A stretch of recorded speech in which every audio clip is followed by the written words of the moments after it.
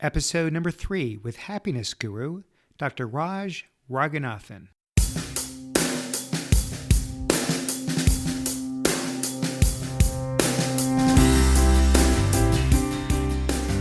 Welcome to The Art of Excellence, a show about people doing extraordinary things in their lives. I'm your host, Glenn Zweig. Thanks for joining me. My guest today is Dr. Raj Raghunathan. Raj is a professor of marketing at the McCombs School of Business at the University of Texas. In addition to his work in the marketing field, he has also become an expert in the field of happiness. He is the author of a book, If You're So Smart, Why Aren't You Happy? He teaches an MBA course on happiness and also teaches on the online teaching platform Coursera, a course entitled A Life of Happiness and Fulfillment. It is consistently ranked one of the top 10 courses on Coursera, and to date has drawn over 170,000 students. The course draws from a variety of disciplines, including positive psychology, neuroscience, and behavioral decision theory. It is my great honor to welcome Raj to the program today. Thank you very much, Glenn. I really appreciate being here. If you go back in time, when you're going through school, when you're studying for your PhD in business, would you have had any idea whatsoever that today we'd be sitting here having a podcast talking about happiness, that you've written a book on happiness, that you're teaching a course on happiness, that you're here in Atlanta right now meeting with me because you were a guest lecturer speaking to a huge crowd on happiness? Is this completely, out of left field, or was this in the grand scheme of things? Well, it wasn't planned. It wasn't consciously planned. Let me put it that way. Because I think that for a very long time, I've had a very keen interest in the topic of happiness. And I think that interest was guiding me at some level. For instance, when I applied for jobs during my MBA, I did not apply to any and all jobs. I only applied to those jobs that I felt that were aligned with my interests and what I would enjoy doing. And already I think that I was starting to take decisions that indicated that what I was ultimately interested in is leading a happy, fulfilling, meaningful life. And I used to read a lot of books on the topic of happiness, mostly spiritual pop psych kind of books. And when I got my PhD, started my PhD in marketing, I did it in an area that's aligned with happiness. It was on the influence of emotions on people's decision making. But it wasn't until 2007 that I suddenly had this kind of awakening moment, more or less, where I just felt that, if ultimately everything we do is so that we can lead happy and fulfilling lives, and if educators, as an educator myself, I ask myself this question, am I helping my students lead happier, more fulfilling lives? Because I discovered that I myself wasn't as happy as I thought I would be, given all my accomplishments and everything on paper. And I noticed that same phenomenon unfolding with a lot of my peers who were really successful, but not necessarily very happy. And so that was like a wake-up moment for me. And then I decided that I was going to put this course together. This was back in 2007. And 2009 is when I began teaching it. And at that time, I wasn't at all, optimistic that this was going to be something that I did for several years and a book would come out of it, a Coursera course would come out of it, etc. All those were basically a kind of a snowballing effect that happened without any kind of major expectation on my part. It just, again, goes to show that there's a lot of hunger for the topic, even among MBA students, or maybe I should say especially among the business school students, and by extrapolation, I think the business crowd, because I think they have a lot of money, they have a lot of other things going on in their lives, and therefore they know from personal experience, right, that more money, more fame, more status, etc., doesn't necessarily add up to more happiness. And so they really are looking for the answer to the question, I feel.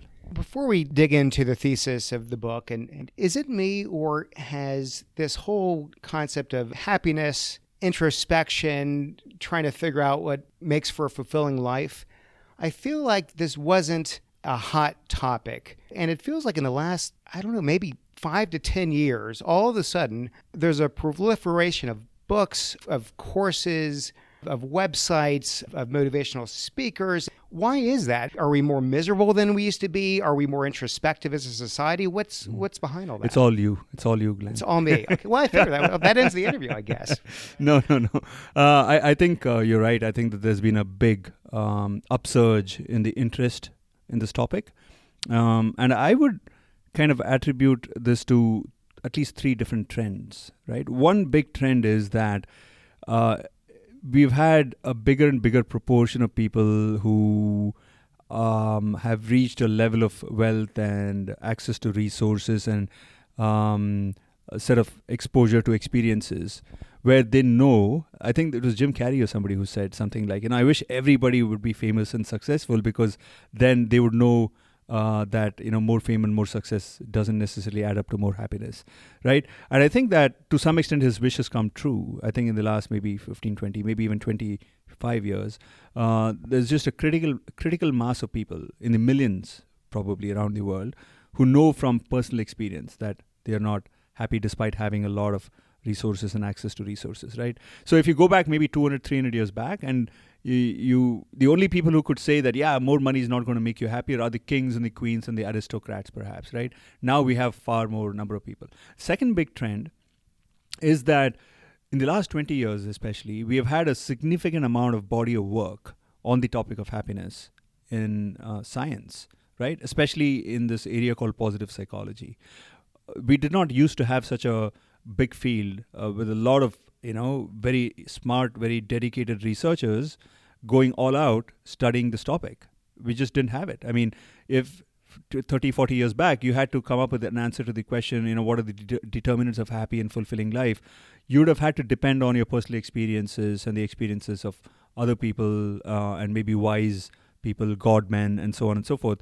But in the last 20 years, all that has changed. That's the second big mega trend, I would say. And the third one, which I think is kind of like contributed to all this, is the emergence of the internet and the proliferation of information. And I think that has just allowed people to access all this information to such an extent, including the MOOC that we talked about some time back, that is just kind of skyrocketed, kind of jet fueled, if you will. I don't know if that's an expression, but this whole movement. And so we have a lot of people now exploring this interest, which has always been there. It's just that we didn't have enough science. We didn't have enough people who were truly, authentically motivated. They were just kind of conceptually interested. But now, from deep within, there is there's a kind of a welling up of this interest in the topic of happiness. That's what is happening. And as you mentioned, one of the things I really liked about the book is, well, technically you could maybe say it's in the self-help genre. This is not a fluff piece. I mean, there was a lot of research, right? Your own research of others that you give attribution to throughout the book. And indeed, there was quite a bit of science behind the studies showing that we're getting closer to finding the formula. Yes. I really enjoyed that part. Yeah, so I think there's different kinds of books on happiness, and there's some books that are more spiritual, other books that are more scientific, and given my background, I felt that it was important for me to stick to the science and not come to any conclusion that I couldn't back up with the science. And so I made sure that I checked that box in this book. Let's dig into the book. The title, again, starts with "You're So Smart." Mm-hmm. You have in the book what you call the smart and successful, mm-hmm. which is the cohort that you sort of follow and study. Why the smart and successful? What's so special about this group that you felt that this is the centerpiece of your work? So there's at least two reasons why I focused on this group.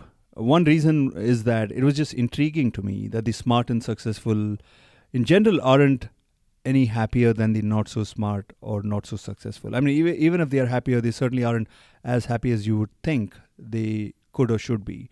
And I say this because one of the things that we think about as characteristics of the smart and successful is that these guys are really good at identifying what's truly important and then going after it and getting it. That's what makes them smart, right? That's what makes them successful, is that they're very good at identifying big goals and going after it. And all of us acknowledge that being happy, leading a meaningful life is very important to us. And so put these two things together, you would expect that smart and the successful would be very good at leading happy, fulfilling lives, because that's what is important and they're good at getting it. And it turns out that they aren't that much happier, right? If at all. So that was intriguing to me. That is one reason. The other big reason has to do with this, which is that some people ask me, the smart and the successful already kind of got their life made in many ways. They already have many of these things, they have money and all that. Why are you trying to make them happier? Why don't you look at other people who are not so smart or not so successful, and at least they deserve to be happy because they don't have the other things going for them. I actually look at it a little bit differently.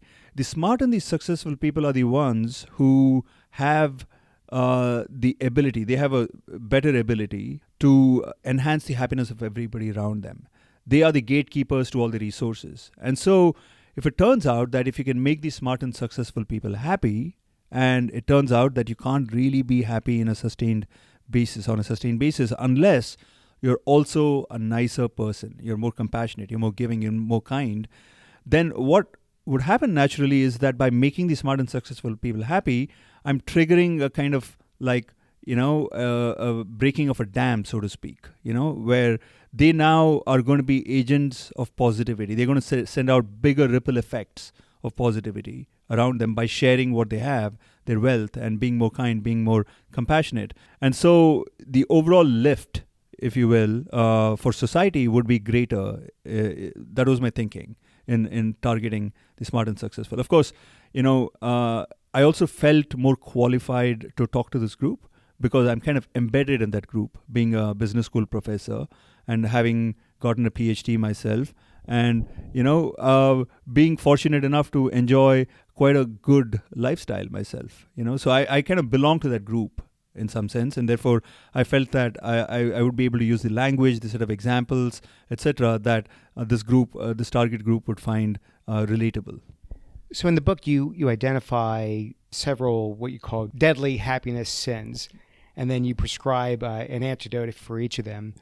And the first one is that we devalue happiness. Yes. What do you mean by that? Yeah, so sometimes I call it the stupidest happiness mistake we can make. Because what devaluing happiness is knowing at one level what will make us happy and yet not being able to do it. Right? I'll give you a quick example of this. I think that many people can relate to. Imagine that you're a wonderful relationship with a great boyfriend, right? And he's like smart, he's witty, and he takes good care of you. You're into him, and he's into you, everything. But there's one area in which you would like him to improve. You would love for him to lose some weight. Okay, and you tell him things, you recommend things that he could do, like, go on a regimen and swim and this and that. He never listens to any of that, right? It's all through one ear and out the other. And then one fine day, he comes home running to you to tell you that he's met somebody at the gym, right, who's convinced him to adopt a lifestyle that is going to work for him and he's going to lose weight. He's convinced, right? She's motivated him. And you ask him, okay, who's this person, right? I mean, I've been trying to tell you all this. You don't say this to him, but you think inside your head, and you never listen to me. And now somebody else has come and convinced you, and he shows you this photograph that he's taken on his iPhone. It's a really sexy lady, right, who's convinced him to adopt this lifestyle. And so you're now curious, so what is this thing that she's told you, right? And you listen to it, and it's pretty much the thing that you've been trying to tell him all along, right? Go swimming, do this thing, eat healthy. And you have a couple of options here, okay? That's the question that I ask my participants in the studies. I describe the scenario to them and ask them, okay, supposing you were really interested in maximizing your happiness, right?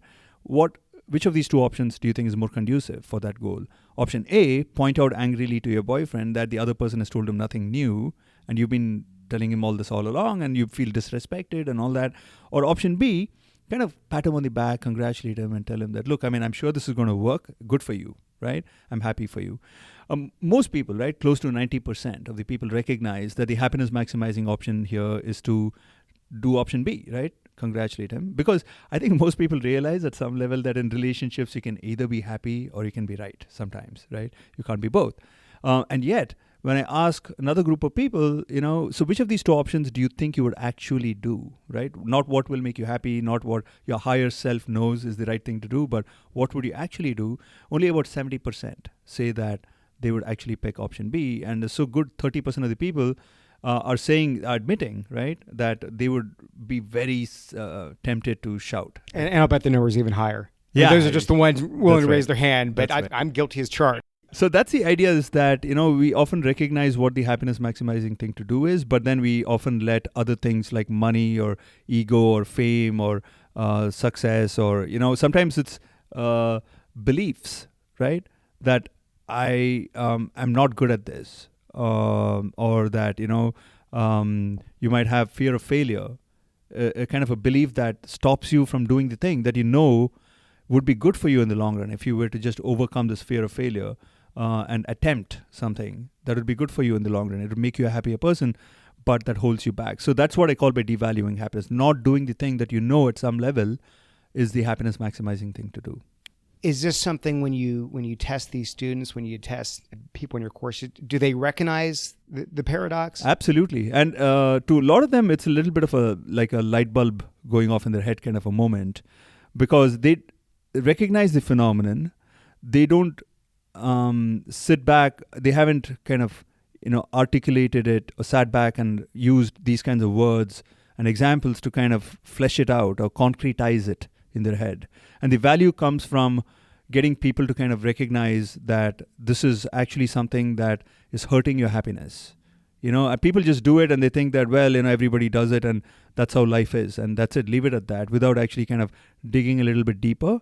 And when they read the book or when they listen to my lecture, it's a little bit like, coming face to face with a mirror and becoming self-aware that I too do this. Just like you said that I'm guilty of this. Every one of us is. I coincidentally just finished teaching that lecture before I came here on Thursday. Today's Friday, right? Yesterday.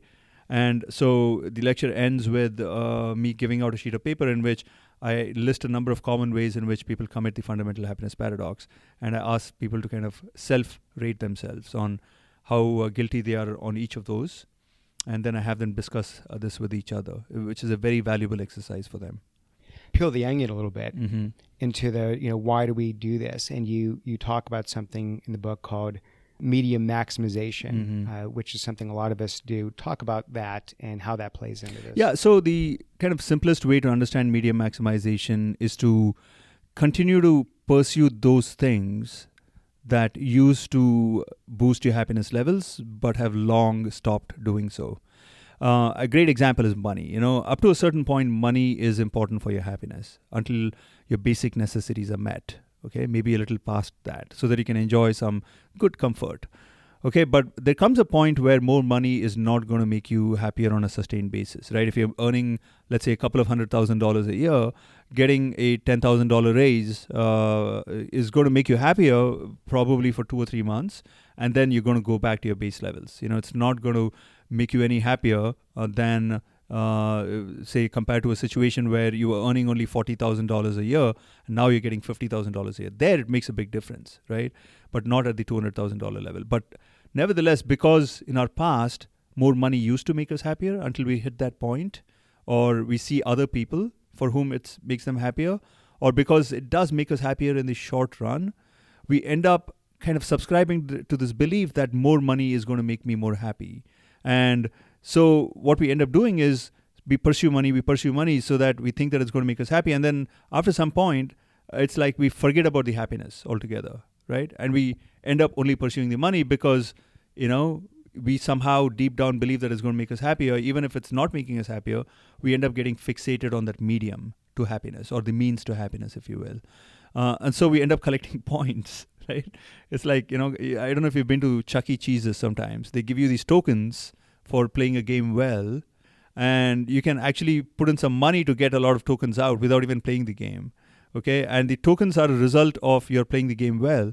And after some time, I've observed it with my kids and other kids too, that they end up losing interest in the game and they get fixated on the tokens. It's just crazy. I mean, if you just want the tokens, just sit at home. I'll go get you some tokens, right? So that's the idea that, we end up getting distracted by these mediums. So it's a very interesting phenomenon. If the money is a means to an end, do we just focus on that means and not the end itself, which I assume is happiness for most people, because we know how to define the mean, in this case, money. It's very clear. We have a general sense of what it takes to get to that and increase our wealth. But the end, which is happiness, is sort of a fuzzy thing that people can't get their arms around. Is that what's going on? Yeah, that's another reason why we tend to devalue happiness. One big reason is medium maximization. We just get fixated on the mediums and we end up forgetting about happiness and, in a sense, devalue happiness. The other big reason is that a lot of research has shown that if you are not clear on what your goal is, right, if you're not able to perceive it kind of concretely and visualize it and it's not clear, there's a good chance that you're not going to give it as high a priority. Okay. And I think that happiness is one of those things where, broadly speaking, everybody recognizes that ultimately they want to lead a happier life. But if you ask them to kind of articulate to you what their definition of happiness is, what would be a meaningful life, I think a lot of people would start floundering and would admit that, look, I don't know, exactly what happiness is. And so what that leads you to do then is to focus on the things that you do know, that you can define, like money.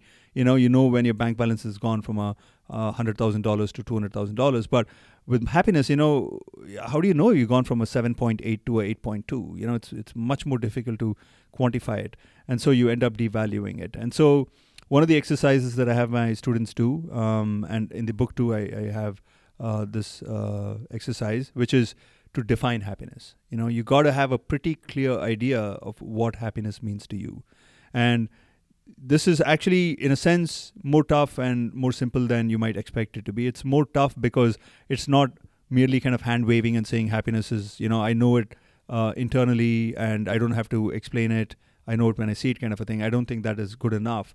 But it's more simple again, because if you just sit down to think about it a little bit, you recognize a couple of things very, very soon. Okay, first thing you recognize, I think, is that happiness could be substituted with an alternative word, which is positive emotions. Okay, and I think that when we talk about happiness, what we mean is, so long as we're feeling one of these 10, 12 positive emotions, like a sense of joy or love or awe or hope or serenity or laughter, right, gratitude, then I think that we would agree or characterize that experience as a happy experience. That so long as you're kind of flitting around in one of these 10, 12 positive emotional states, I would think that you're being happy.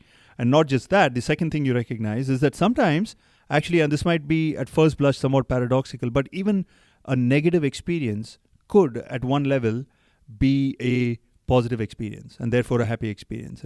So, for example, if you're sacrificing your meal, right, for the sake of your child, so that the child doesn't go hungry, even though at a physical level you might say that was a negative experience, at the more higher kind of values level or the intellectual level, you recognize that this was a good thing to do, right?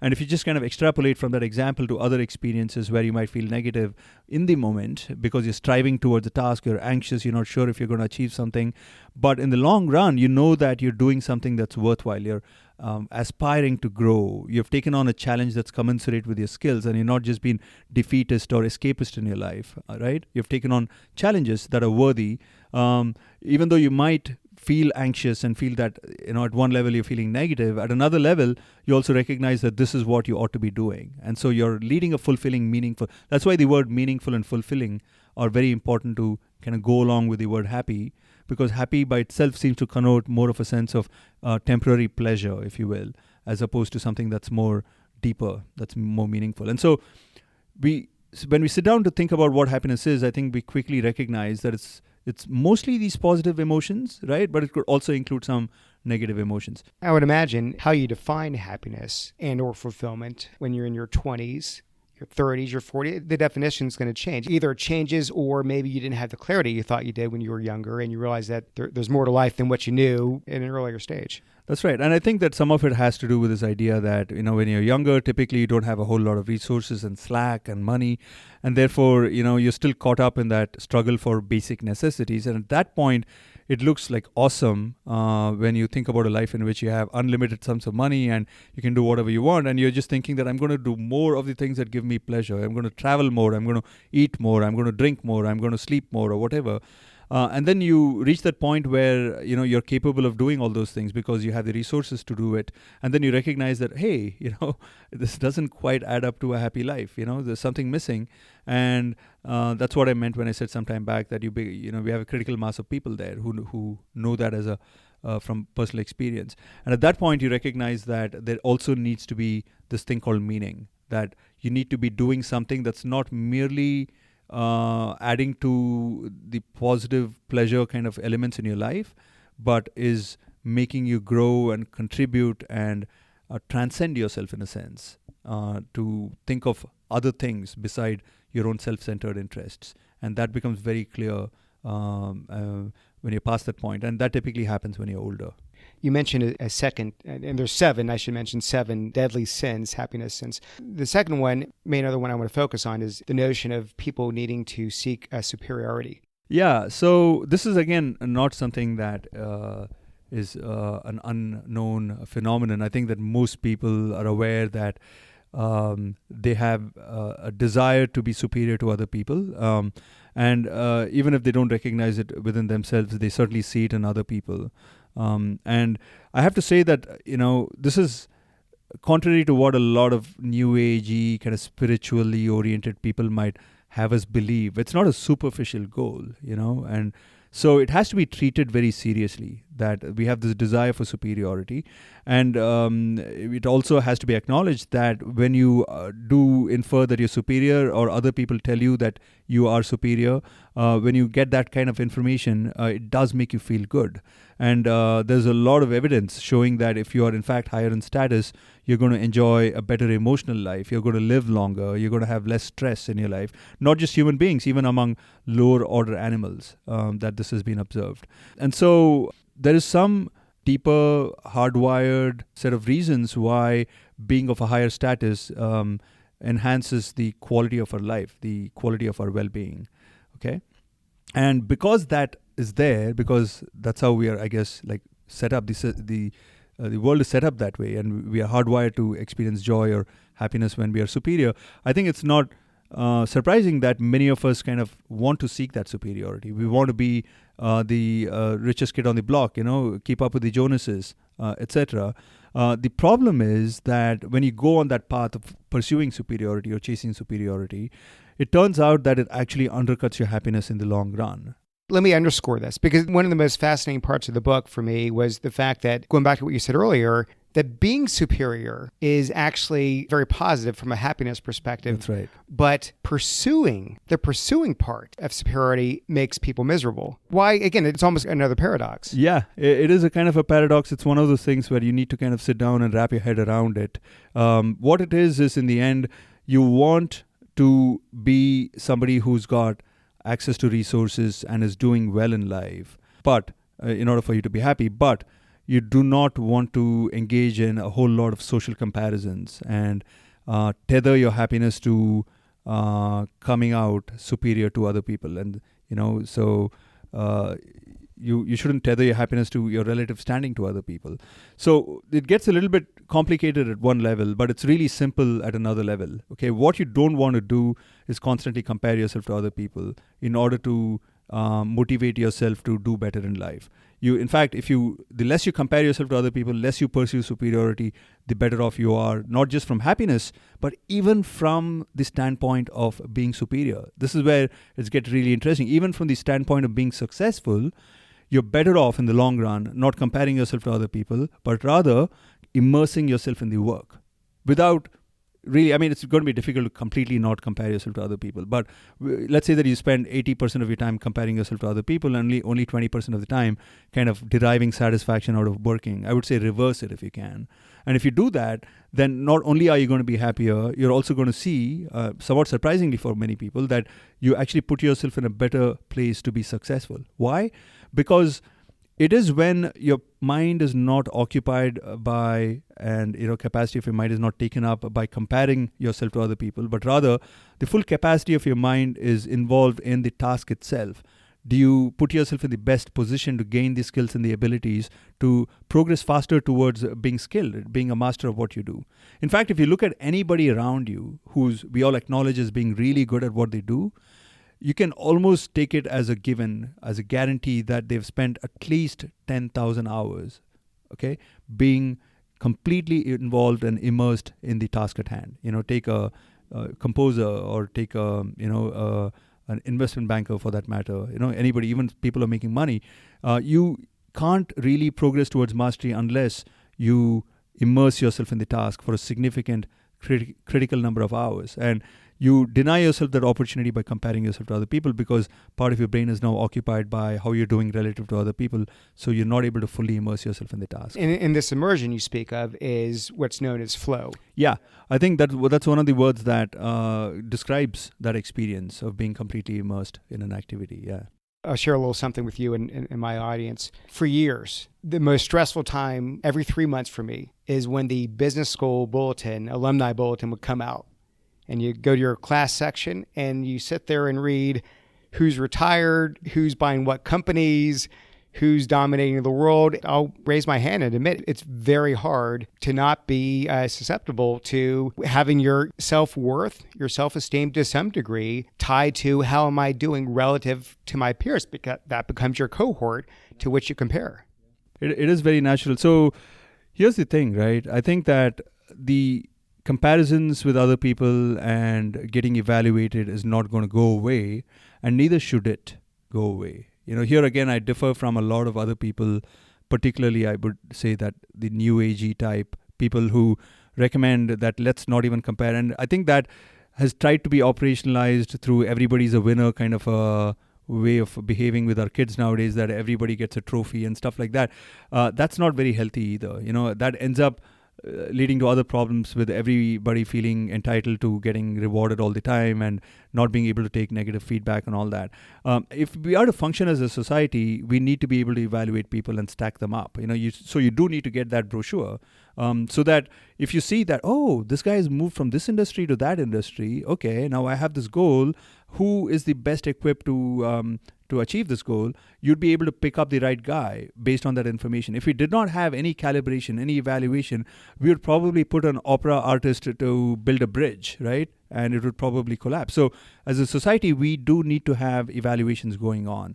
What we don't do as a society, though, as well, or at all, is that we don't give our kids, our students, the skill sets and the tools required to de-link how they stack up relative to other people from their self-worth and their self-esteem. And it might seem like a difficult thing to do, and I do think that it is going to be difficult. But if you can somehow give people these abilities to not tether their self-esteem and their self-worth to how they stack up relative to other people, then that will allow us the kind of, liberty of continuing to evaluate people and tell them how they're doing, without us hurting them in a big way. That way we can function as a society in terms of achieving our kind of goals that are important for society, while at the same time and maintaining, if not enhancing, the well-being of the citizens of the society. Of course, the question is, how do you do that? How do you not let somebody's relative standing to another person affect their self-esteem, okay? And that's a huge topic. And on that note, let's talk about the unspoken. You got the Facebook effect. Yeah. Here's all this, and I shouldn't pick on Facebook. It's, all of these social media tools, which on the one hand are supposed to bring us all closer together and build bridges and what have you.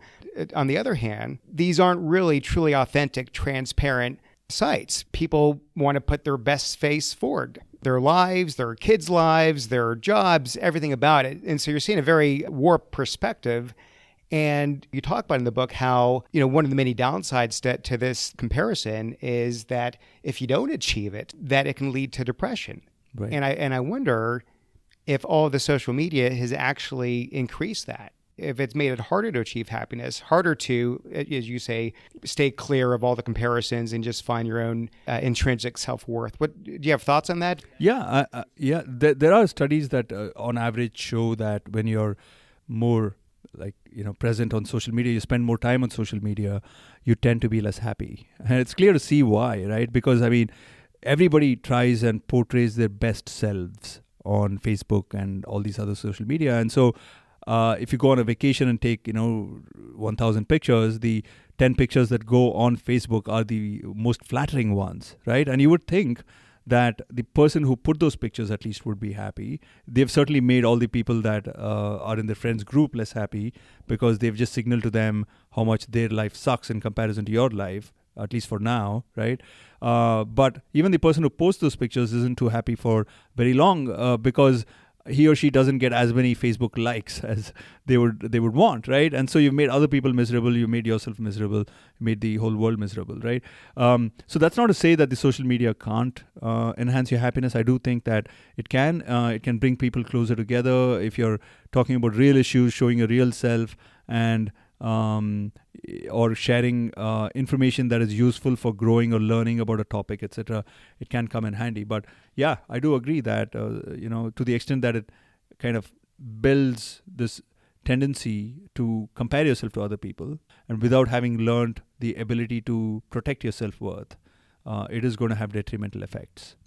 So how about for the people listening that are saying, look, if I could actually find my passion and pursue my passion and have a decent, respectable living pursuing my passion, then I could probably go ahead and remove myself from all of this seeking of superiority and the social comparisons. But I don't know what that is. I'm living in reality. I've got kids to take care of. I've got a mortgage. I've got retirement to plan for, and I'm stuck in a job that I got myself into. I'm 10, 15 years, 20 years into it. I'm not sure what that passion you speak of is, and even if I did, what am I going to quit my job and all of a sudden throw caution to the wind? So what's your advice to those that hear it? Now let's take it from sort of an academic theoretical notion to what's the sort of step 1, 2, 3 for someone trying to go this direction? Yeah, that's a great question. What can we do about the people who are now, let's say, 40, 50 years old, who have spent 10, 15, 20 years in a particular path, and they have all these mortgage bills, etc.? Here's what I would say, okay?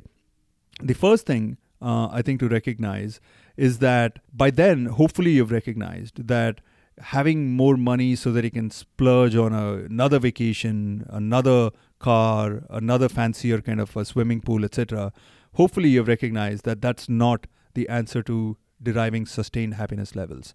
And if you've recognized it, okay, then I think it's time to kind of do a little bit of a pivot, if you will, and understand that your happiness is actually far more dependent on three things. One is that you do stuff on a day-to-day basis that is actually meaningful and enjoyable. Okay, it may not be what you're doing for work, but at least try and do it outside of work. Just a couple of hours, even a couple of hours every week.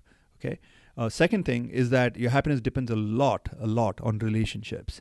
So don't sacrifice that. If you've lost touch with a lot of your best friends, where you would just go out and laugh and banter and everything, get that back into your life a little bit. Okay, pay a little more attention to your family. Okay, whoever it is that you're really kind of you care a lot about. Maybe it's your kids, whatever. Right. Second thing, and the third thing is that build a few habits into your life that give you a sense of internal joy, if you will, an internal sense of wellness. So, for a lot of people, it's exercising. We are hardwired, evolutionarily speaking, to derive some kind of emotional well-being out of expending effort, out of getting our heart pumping. Physical effort I'm talking about here. So, go exercise. If you're the type of person who doesn't have the self-motivation to go to the gym, then get a trainer, right? I mean, this is where the more money is going to come in helpful, that you can hire somebody to outsource that motivation to somebody else to do it, right? So those are the three things I would say. And it doesn't feel like rocket science. It makes sense. It's very tangible. So why aren't people doing this? I think what happens is that people recognize that, well, this makes sense and, I should do it. And then like everything else, it just gets put in the back burner, and a big reason for that is that I think I would say twofold, right? One is that they do not have the bandwidth, they're running kind of pillar to post, or whatever that expression is, right? I mean, from office back to the apartment, and then dealing with kids and families or wives and vacations and this and that. It's just an overcrowded plate, right? With lots of things to handle, and to find the kind of extra space required to execute this plan takes energy, right? And that's not very easy. That's not a very available commodity nowadays.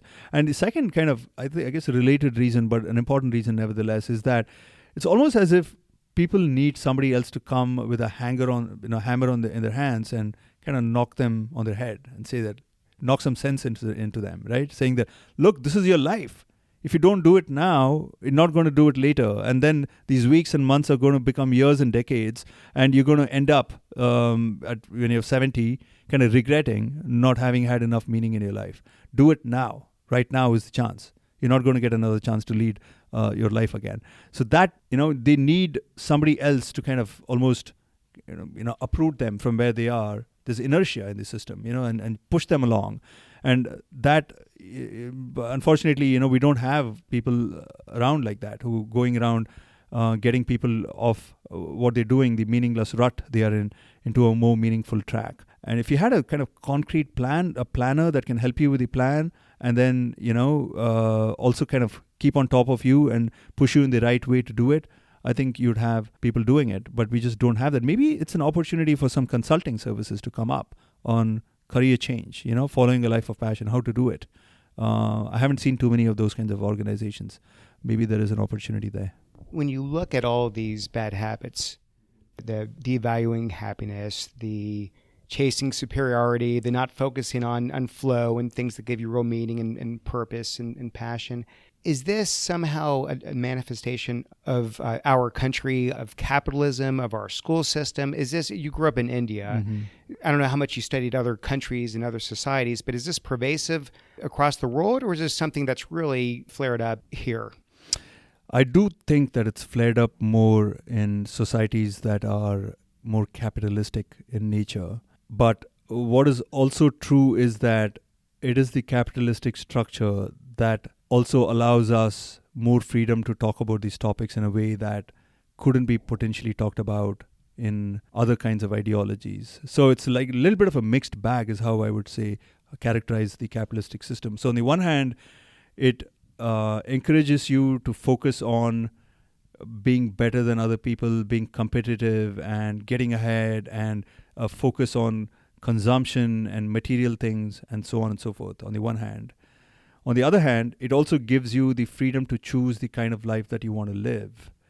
And so I think that in a kind of ironic way, capitalism is also potentially going to come to the rescue of those who are caught in this rut. And what I mean by that is that now that capitalism has had its run for a long period of time and people are caught up in this consumerist, materialistic, overly comparison-oriented kind of a life, which they're discovering is not very good for their happiness and well-being, I think that more number of people are going to volitionally choose to not pursue these things because they have learned, a critical number of mass of people have learned that that's not very good for what ultimately matters to them, which is happiness.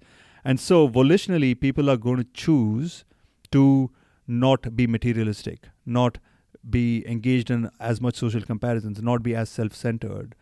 And so what's beautiful about the capitalistic system is that it gives you the freedom of choice. And I wouldn't take that away, even if in the short run, it made people less prone to social comparisons, made people less prone to consumerism, etc. It's almost as if we had to go through that dark valley in order to emerge out on the other side. I want to come full circle to where we started the conversation, which was that you maybe weren't in a place of happiness, fulfillment that you wanted to, which is part of an itch you had to scratch to delve into this space. Now that you've gone into it, you've done all this research, you've written the book, you've taught the classes, how has your life changed as a result? And do you feel you're at a point where you're happy and fulfilled? Yeah, I would say that I was one of those guys who was lucky enough to be born with a relatively high level of hardwired kind of joy, so to speak. So there is a well-known phenomenon in the happiness area, which is called the set point. That is that, a good 50% or so of your happiness levels are determined by your genetic propensity. I was born a happy kid, a carefree kid. And over time, I've just learned to kind of solidify on that platform because of my interest in this, I would say. And like you mentioned some time back, I think my definition of happiness has changed over time. I think that whereas earlier it used to be more lighthearted, more joy-oriented, I think it's become a little more meaning-oriented right now. And much of that is, of course, attributable as well to just my aging and having kids and so on. So I feel right now that if I, say 20 years back, if I had been asked on a 10-point scale, what would you rate yourself? I might have given myself an 8 or so on happiness. And I wouldn't say that it's really changed that much. I think it went down to maybe a 6.5 during my midlife crisis, which like many people I went through, and then now it's bounced back to being an 8. But I feel more solid about my 8 now. It's not a 8 that is susceptible to a lot of external influences, much less so. It's much more, I feel more confident about being able to control or regulate my emotions.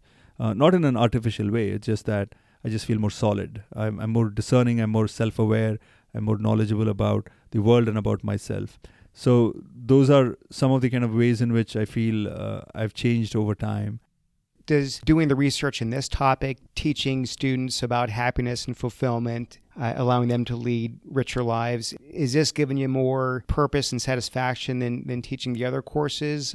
Yeah, absolutely. Absolutely, it has. I do think that I still can improve in being a better, I guess, moderator on the topic and getting people to experience even higher levels of benefits. As you mentioned, my Coursera course has done really well, and I want to kind of also continue to kind of reach out to people in other ways, right? Through face-to-face mediums, for example. With the other courses that I used to teach, the straight-up marketing courses, I always had a little bit of this discomfort that I'm providing these kids with the skills and the tool sets required to do good for themselves materially and for the firms that they work with and increase their market share or whatever. And I knew that, a lot of these activities are going to produce what I call externalities, so side effects for the people or animals or future generations that don't have a voice in the system. And there's always that discomfort. But with this happiness class, I have zero of that discomfort. In fact, I feel very good about what the core message is. And it needn't have turned out this way, right? It needn't have turned out that you're likely to be able to sustain happiness levels more consistently if you're a giving, kind, compassionate person. It could have very well turned out that the science showed that, if you want to be happy, just be a selfish guy, right? But the research shows that you're likely to be happy if you're compassionate. And so there's zero discomfort in talking about this topic. And I'm obviously very intrinsically interested in the topic. Okay. So there's that part too, right? I get into flow talking about this. So it's a win-win as far as I'm concerned on this topic. Well, this has been great. I can't urge strongly enough to read this book. If you're so smart, why aren't you happy? And the Coursera course, A Life of Happiness and Fulfillment, I assume anyone can sign up to this course? Yeah, it's still free. There was a period when they said that they were going to charge some money, but it's still free. Fantastic. Raj, thank you so much. I really enjoyed this. Thank you, Glenn. Really appreciate it. Okay. Hey, thanks for listening. I hope you enjoyed that as much as I did. You can subscribe to the show at iTunes, Stitcher, and theartofexcellence.com. I've got one small favor to ask. If you like the show, please take a minute and leave us a review on iTunes. I would really appreciate that. I'll see you next time.